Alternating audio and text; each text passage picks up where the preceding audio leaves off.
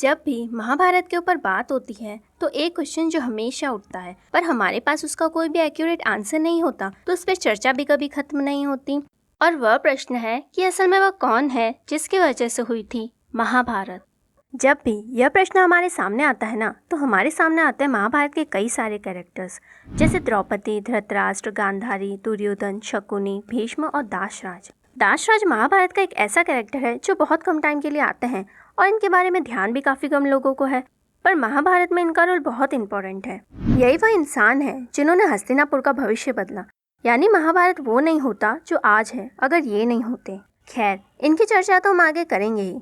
फिलहाल तो मैं आपको रिकमेंड करती हूँ कि इस वीडियो का एंड काफ़ी ज़्यादा रोचक है, तो एंड तक बिना स्किप किए ज़रूर देखना, क्योंकि तभी तो आप एक एक्यूरेट आंसर जान पाएंगे, यानी उस एक व्यक्ति के बारे में जो रियल में महाभारत का कारण है। तो चलिए इन सभी में से ढूंढते हैं एक सटीक उत्तर।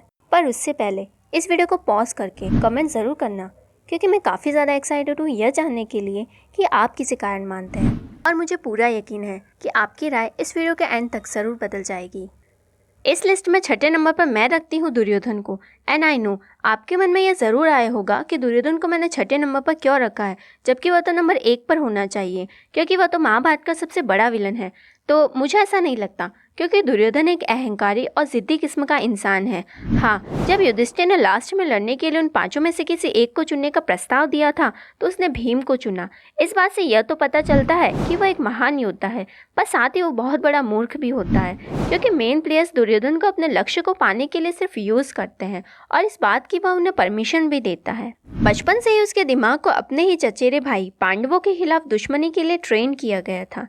उसे कम से कम इतना तो समझना चाहिए था कि कौन उसका भला सोचता है और कौन नहीं। उसके मन में पांडवों के लिए गुस्सा और जलन थी। उसे लगता था कि पांडवों को मारने से उसे खुशी मिलेगी। पर सच तो यह है कि जिस इंसान के अंदर ईर्ष्या होती है, उसे कभी किसी चीज़ से संतुष्टि, स्थायी खुशी और शांति नहीं मिलती। दुर्योधन का अपने भाइयों, अपने लोगों और अपने राज्य की भलाई में कोई इंटरेस्ट नहीं था। उसका तो सिर्फ एक उद्देश्य था, पांडवों को हराना और उनका वध करना। इसी कारण जब भीष्म, कृपाचार्य, गांधारी, युधिष्ठिर और अन्य बड़ों के लाख समझाने पर भी उसने युद्ध के विचार को नहीं त्यागा, जिसका परिणाम भयानक हुआ।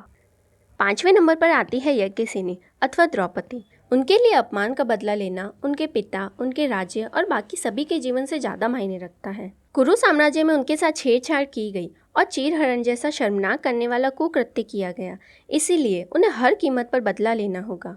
युधिष्ठिर, अर्जुन, नकुल और सहदेव शांति चाहते थे। भीम, दुर्योधन व दुशासन को मारने की प्रतिज्ञा से बंधे हुए थे, जिसे द्रौपदी एक और रीज़न के तौर पर यूज़ करती है कि बाकी पांडवों को भी युद्ध से क्यों नहीं भागना चाहिए। वह हर बार सभी को युद्ध करने, दुशासन की छाती का खून लाने और दुर्योधन की जांघें तोड़ने के लिए प्रोत्साहित करती हैं। द्रौपदी हर बात को नज़रअंदाज करती है और कौरवों के साथ शांति नहीं बनाने पर तुली हुई है। उनको उन लोगों पर कोई दया ही नहीं है जिनमें अपने पिता, भाई, बेटे और पति शामिल है। वह संतोष धारण कर, दुर्योधन को माफ कर युद्ध रोकने का एक कारण बन सकती थी, लेकिन उन्होंने ऐसा किया नहीं। एक लोक कथा यह भी कहती है कि एक बार द्रौपदी ने दुर्योधन का मजाक उड़ाते हुए कहा था कि अंधे का पुत्र अंधा।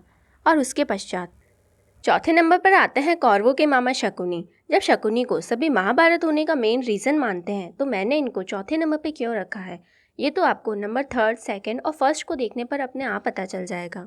शकुनी वैसे तो कौरवों के साथ थे, पर असल में वो कौरवों समेत हस्तिनापुर का विनाश चाहते थे, और इसके पीछे 2 वजह थी।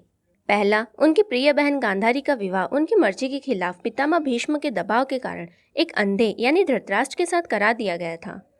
और दूसरा, एक लोक कथा के अनुसार धृतराष्ट्र को जब पता चला कि गांधारी का एक और विवाह उसकी कुंडली दोष के कारण एक बकरे के साथ हो चुका है और वह एक विधवा थी, इस बात का पता बाद में चलने पर धृतराष्ट्र ने शकुनी सहित उसके सभी 99 भाई और पिता को बंदी बना लिया एवं खाने के लिए बस इतना दिया जाता कि वे भूख से तड़प कर मर जाए। फिर उन सभी ने शकुनी को अपने हिस्से का खाना देकर जिंदा रखा ताकि शकुनी उन सब का बदला ले सके। धृतराष्ट्र ने अपने ससुर की आखिरी इच्छा मानकर शकुनी को शरण दी, पर इधर शकुनी तो बदले की आग में जल रहा था। महाभारत की गाथा में कौरवों के मामा श्री शकुनी को अपने कुटिल बुद्धि के लिए विख्यात माना जाता है। छल कपट और दुष्ट कृत्यों में माहिर शकुनी ने युद्ध तक पांडवों के विनाश के लिए कई चालें चली, जैसे दुर्योधन को उकसाकर भीम को जहर देना, लाक्षागृह में पांडवों को जिंदा जलाकर मारने की योजना, या फिर ध्रुत क्रीड़ा यानी जुए के खेल का आयोजन। इन्हीं चालों के कारण पांडवों के जीवन में उथल पुथल रही और अंततः युद्ध की नौबत आ गई। इस कारण उसने महाभारत के सबसे प्रतिष्ठित राजवंश को विनाश के कगार पर पहुंचाकर अपना बदला लिया। जब बड़े बड़े खिलाड़ी भी पहले ही निकल चुके हैं, तो चलिए देखते हैं कि तीसरे, दूसरे और पहले नंबर पर कौन है। तो तीसरे नंबर पर आते हैं धृतराष्ट्र। उनके मन में शुरू से ही सत्ता का लालच था और वे चाहते थे कि उनका पुत्र ही हस्तिनापुर का अगला राजा बने। धृतराष्ट्र वह व्यक्ति है जो यदि एक राजा के कर्तव्य को समझता तो उनके लिए इस युद्ध को रोकना कोई बड़ी बात नहीं थी। वह शारीरिक रूप से तो अंधे थे ही, लेकिन उससे भी ज्यादा अंधे थे वह पुत्र मोह में। उन्हें अपने और अपने बेटे के हित के अलावा कुछ दिखता ही नहीं था। यदि उनमें राजा के गुण होते तो वह शांति बनाए रखने के लिए पांडवों को 5 गांव जरूर देते, लेकिन नहीं, उन्होंने दुर्योधन को उनके मन की करने दी। वह हर बार बाकी सभी परिणामों को नजरअंदाज कर अपने बेटे का पक्ष ही लेते रहते हैं। जब उन्हें पता है कि दुर्योधन इतना कुटिल प्रवृत्ति का है, तो उसे राज्य की भलाई के लिए उसी वक्त मृत्युदंड देना चाहिए था जब उसने अपने ही भाई की पत्नी का चीरहरण जैसा आदेश दिया। यदि वे मृत्युदंड नहीं दे सकते थे तो उसे शकुनी समेत देश से निकाल देना चाहिए था। यदि धृतराष्ट्र उस वक्त केवल एक को सजा देते तो उसे बाकी सभी पुत्र जीवित रहते, पर उन्होंने ऐसा किया नहीं। सिंहासन पर केवल योग्य व्यक्ति को ही होना चाहिए, लेकिन उन्होंने तो इस सिद्धांत को पूरी तरह नजरअंदाज कर दिया। यदि वह अपने बेटे को गलत काम पर शुरू से ही सजा देते तो परिणाम कुछ और होता। दूसरे नंबर पर आते हैं देवव्रत, जो अपनी भीषण प्रतिज्ञा के लिए पितामह भीष्म कहलाए। एक तरीके से पितामह भीष्म ने भी वही गलती की थी जो धृतराष्ट्र ने की थी।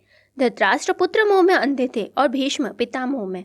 उन्होंने सत्यवती और उनके पिता को यह वचन दिया कि उनका पुत्र ही हस्तिनापुर की राजगद्दी का उत्तराधिकारी बनेगा। उनके लिए अपने पिता के हितों की रक्षा करना देश के हितों की रक्षा से भी बढ़कर है। भीष्म के द्वारा की गई दूसरी गलती यह थी कि वे सदैव अपनी प्रतिज्ञा की रक्षा करना चाहते हैं और देश के लिए क्या सही है इस पर तो उन्हें कुछ सोचना ही नहीं है। जब दुर्योधन और धृतराष्ट्र गलत निर्णय ले रहे थे, तब भीष्म का यह धर्म था कि वह अपनी शपथ भूल जाए और बलपूर्वक धृतराष्ट्र को सिंहासन से हटा दे, दुर्योधन को सलाखों के पीछे डाल दे और युधिष्ठिर को राजा नियुक्त करे। भीष्म का नैतिक इरादा हस्तिनापुर की रक्षा करना है, लेकिन वह अंधे राजा धृतराष्ट्र का गुलाम बनकर परोक्ष रूप से इसे मार रहे हैं। भीष्म के लिए राजा की रक्षा करने की उनकी प्रतिज्ञा देश के वास्तविक कल्याण से ज्यादा मायने रखती है। उन्हें अपने प्रतिज्ञा की रक्षा हर कीमत पर करनी है, चाहे देश को कुछ भी हो जाए, और मेरे हिसाब से यह गलत है। यदि उनके लिए प्रतिज्ञा को तोड़ना अधर्म है, तो कहा जाता है कि धर्म के लिए किया गया अधर्म भी धर्म ही होता है। तो चलिए अब देखते हैं नंबर 1 पे कौन है जो महाभारत का कारण है। तो वह व्यक्ति है दासराज। यह वही व्यक्ति है जिसके बारे में हमने पहले ही थोड़ा परिचय आपको दे दिया था कि महाभारत में इनका रोल काफी कम है, पर उसी के साथ इम्पोर्टेंट भी है, क्योंकि यह वही व्यक्ति है जिसकी वजह से हस्तिनापुर का भविष्य बदला था। तो आइए जानते हैं कि कौन है जिसकी भूमिका महाभारत में इतनी कम होने पर भी ये उस युद्ध का कारण कैसे है। दासराज सत्यवती के पिता थे। सत्यवती उस समय यमुना पार करवाने का काम करती थी और काफी सुंदर महिला थी। यमुना किनारे ही राजा शांतनु की नजर सत्यवती पर पड़ी और उन पर मोहित हो गए। राजा शांतनु ने उनके सामने शादी का प्रस्ताव रखा। यह सुनने पर सत्यवती ने उनसे कहा कि इसके बारे में आपको मेरे पिता से बात करनी होगी। जब राजा शांतनु सत्यवती और अपने विवाह का प्रस्ताव सत्यवती के पिता यानी दासराज के सामने लेकर जाते हैं, तो दासराज शांतनु के सामने शर्त रखते हैं कि वह अपनी बेटी की शादी उनके साथ तभी कर सकते हैं जब वह यह वचन दे कि सत्यवती का पुत्र ही हस्तिनापुर का युवराज बनेगा। शांतनु यह वचन नहीं दे सकते थे क्योंकि वह अपने बेटे देवव्रत को युवराज घोषित कर चुके थे। जब शांतनु इस शर्त को मानने के लिए तैयार नहीं हुए, तो सत्यवती के पिता ने इस शादी से इनकार कर दिया। अब शांतनु खोए खोए से रहने लगे। अपने पिता को उदास देखकर देवव्रत ने इसका कारण पता किया और सारथी को लेकर सत्यवती के घर पहुंचे। देवव्रत ने जब सत्यवती के पिता से उनका हाथ अपने पिता के लिए मांगा, तो उन्होंने वही सारी बातें दोहरा दी जो उन्होंने राजा शांतनु से कही थी। इस पर देवव्रत ने कहा कि पिताजी आपको ये वचन नहीं दे सकते थे क्योंकि वह मुझे युवराज घोषित कर चुके हैं, लेकिन हाँ, युवराज होकर मैं आपको ये वचन जरूर दे सकता हूँ कि मैं इस राज्य की कमान अपने हाथों में लूंगा और देवी सत्यवती के पुत्र ही युवराज बनेंगे। इस पर सत्यवती के पिता ने कहा कि युवराज, तुम भी यह वचन देने के अधिकारी नहीं हो। इस बात की क्या गारंटी है कि तुम्हारे पुत्र आगे चलकर सिंहासन पर अपना अधिकार नहीं जताएंगे। तब भीष्म ने प्रतिज्ञा की कि वह आजीवन कुंवारे ही रहेंगे। इससे न तो उनकी संतान होगी और न ही सिंहासन को लेकर कोई विवाद उपजेगा।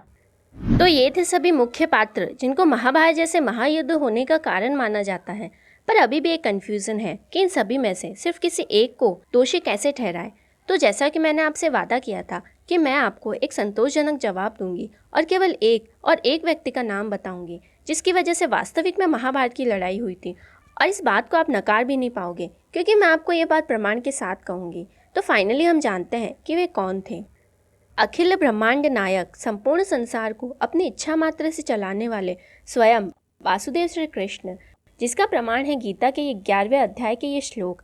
इनमें कान्हा जी कहते हैं कि तुम्हारे युद्ध की व्यू रचना में खड़े विरोधी पक्ष के योद्धा मारे जाएंगे। ये सब के सब योद्धा मेरे द्वारा मारे जा चुके हैं। तुम तो मेरे कार्य को संपन्न करने का निमित्त मात्र हो।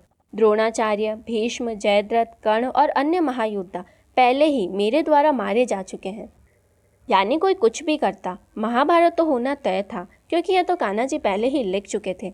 अब कान्हा जी ऐसा क्यों चाहते थे? अगर हमारे इस वीडियो से थोड़े भी सब्सक्राइबर्स इंक्रीज होते हैं तो इसका जवाब आप यहाँ से देख सकते हैं।